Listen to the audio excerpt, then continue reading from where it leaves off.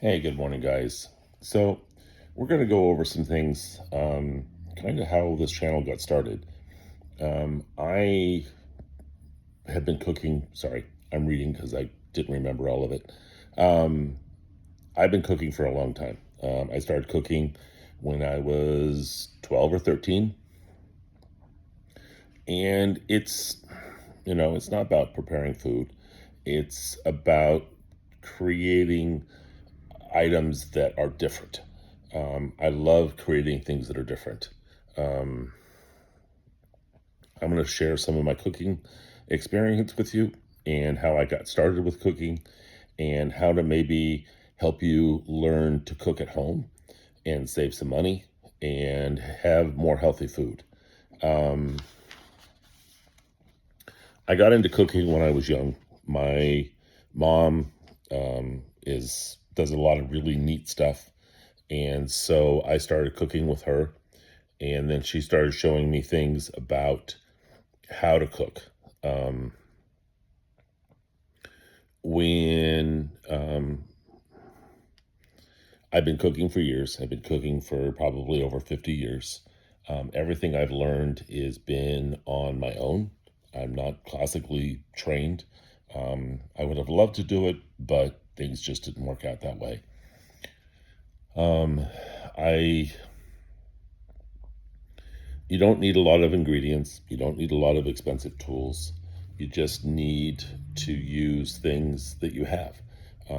There's a program called or Chopped, actually, is the name of it. And they do things by giving you a basket. They put 5, 6 ingredients in there, and they have you make a entree, a regular meal, and a dessert. And each time you do one of those meals, you are doing from a different set of ingredients. So you don't just get one basket for all three, you get a new basket for each one. And you have to use each ingredient in there. And I try to do that sometimes when I cook. I like taking leftovers and making interesting dishes for both breakfast, lunches, dinners. Um, so there's a lot of benefits for cooking at home. Is It's healthier. You're not getting when you go out to eat. There is so much salt and other ingredients and sugars in the food because they want it to taste good, but they use things like salt to make you order more drinks, make you do other things. So you're spending money. But if you do it at home, you can control that. So if you have dietary restrictions like you're allergic to certain ingredients. Here in my house, we have someone that is allergic to nuts, all types, tree nuts and peanuts. So we have to be real careful about the kind of ingredients that we use and the things that are uh, put into dishes and how dishes are created because the so many things are cross contaminated. Um, it does save money. I mean, right now I know things are expensive, but if you compare going and buying a pound of hamburger meat versus going out and buying a hamburger, so you go to, we'll do a couple different ones. If you go to McDonald's, you're going to spend for a meal, which is a drink, a pound of, or a hamburger, quarter pounder, whichever one, and fries. You're going to spend $11 to $12. That's for just you. Now, if you have a family of four, 12 times 4, you're looking at $60 roughly. If you took that same $60 and went to a store and you bought hamburger meat, bread, buns, whichever one you want, a bag of fries, and drinks, you probably would spend $30 to $35. Now, you're going to still feed all of your family, but you're saving good $30 and you're getting much, much better food. Um, because there's all kinds of things on the internet showing how a lot of these companies are using a lot of chemicals when they fry their fries and when they make their hamburgers. And a lot of them are not fresh. Don't let them fool you. They're not fresh. They're frozen, and they're thrown on a grill whenever they're needed. Um, and it does, when you cook, um, it can bring people together. People like to help. My daughter has helped me. Excuse me, I'm sorry, I've got a frog. My daughter has helped me cook, and now she is studying to be a chef, and she loves to cook. She's created some amazing recipes. She's created things that one of the things that she loves to do is she loves to take ingredients that are needed for the recipe, but then hide them well enough that you can't taste them. So I don't like white chocolate. It's just not one of my things. And she actually made me a cookie that had white chocolate in it that I couldn't taste it. So, you can do things like that. Creating different types of dishes based on reading a recipe. And she'll read a recipe and then she'll change it in a way to make it friendly for the house because of the allergies, but also make it taste a lot better. And it's really neat the way she does that. So keep your ingredients simple. Salt, pepper, paprika, maybe a little garlic powder. That's all you really need. You don't need to go out and buy saffron and all those really expensive seasonings. Once you get a little bit more experience, yeah, go out and buy those. But on the initial learning to do this, don't. You don't need to spend that kind of money. You don't need to try to do recipes, and don't try to go out and grab a recipe on making souffles or any of those kind of really expensive dishes. They're not easy. Once you get experience, then it's a little easier. But don't do it on the onset. It just learn how to do the basics. So, and also to help by one of the things, even though I've been cooking for 40 years, I still try most of the time to take, knowing what the ingredients I need for my recipe, is I get everything all measured out and then I start putting things together.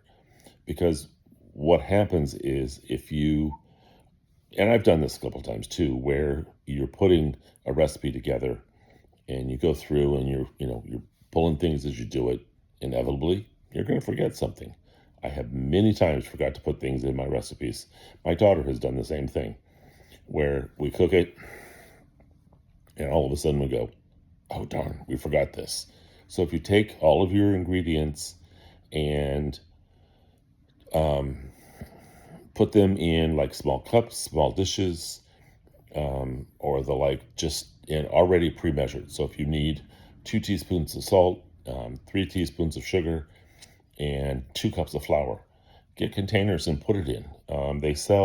Amazon sells little round cups made out of not recycled paper, recycled cardboard, I think it is. I don't remember for sure, but you can find them on Amazon. Just to search for mini cups, recyclable. And they're kind of brownish in color. And you can take and put your small things of ingredients in there, and it really helps. And just watch your heat. One of the problems I see with people that are just starting to cook are they turn their heat up really, really high. Well, you're going to burn things. Get it, turn it down, make it a little lower, and cook it slower. You don't need to cook everything, you know, super fast. Cook it in a reasonable, temperature. And also to learn your stove. Some stoves burn hotter than others, and so they are less likely. You're more likely to burn something if you have the heat up a little bit higher, till you kind of learn the difference on it. Especially if you've got an electric stove, the temperatures on those are not always as precise as like the gas stoves.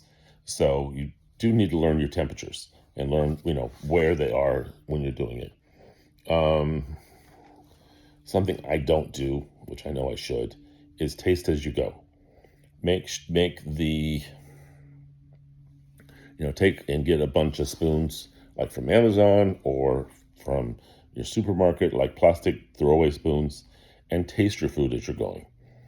But don't double dip. If you use a spoon to taste it, don't, even though it's family, get into good habits first. So don't take and dip the spoon and then taste it and then dip the spoon again for somebody else to taste. Don't. Just make sure that if you dip the spoon once, you use it once, then you throw it away. Don't try to use it a second time. And kind of what I said earlier, don't rush. Take your time. Learn how to cook and do it. You don't need to be a Speedy Gonzales. Take your time with it. If the recipe says it takes 20 minutes, then plan on 20 to 30 minutes. And as you start cooking and you first start getting into it, you're going to have times where you mess up a recipe and you've got to start all over again. I've done it many times. Even with all the years I've been cooking, I've messed up more than one recipe just because I was rushing and I wasn't paying attention. So be sure to do it that way.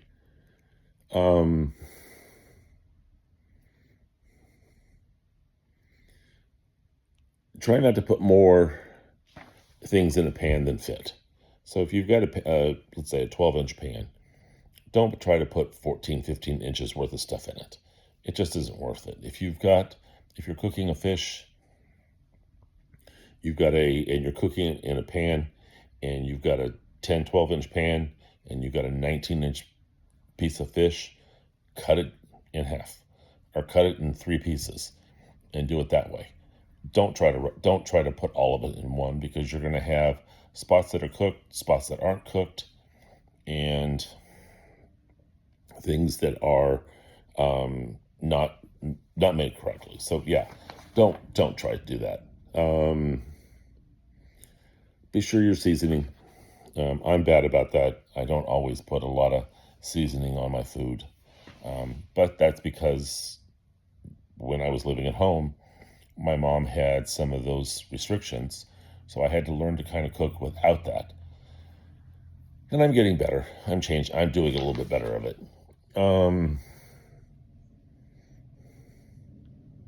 As I've said about cooking things at high heat, you don't need to cook, at the highest temperature that is there. Turn it down. Give it some time. Start the water for, let's say you're making pasta. Start the water boiling. Fill the pan 1/2 to 3/4, and then turn the fire on. But don't turn it on high. Turn it on kind of a low medium and let it go. And then just come back and check it every couple of minutes. And, once it starts boiling, then you put your pasta in. When you're cutting vegetables, potatoes, celery, carrots to be cooked, cut them as evenly as you can. Maybe what I'll do is, if you guys have an interest, I'll do a follow-up video on how to cut veggies. And if you cut them evenly, they cook evenly. And I'll show you some tips of how I cut things. There's many ways to do it. Kind of the way I do it. I don't try to do it fast. I'm not a chef at a restaurant or trying to cook for 45 people. Most of the time I'm cooking for myself or just a family of 4. So you don't need to have much more than that. We'll do a second part on this for like simple dishes and a few things like that. All right, guys, you have a good afternoon, and we'll get another video going here soon.